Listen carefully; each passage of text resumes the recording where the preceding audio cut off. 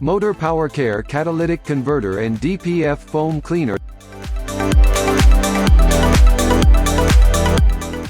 The latest effective technology in cleaning the DPF or catalytic converter. Cleaner dissolves and removes all contamination and soot residues from the diesel particulate filter or catalytic converter.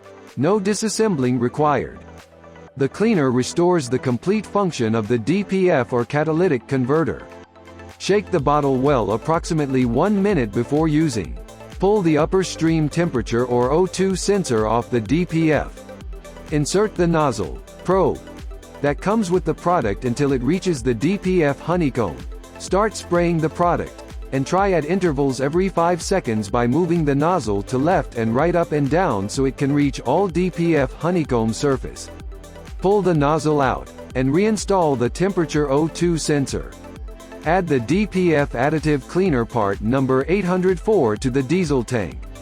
Use a shop scanner to force regeneration and delete related codes. Perform a 40 minutes drive on open roads till DPF reaches its operating temperature.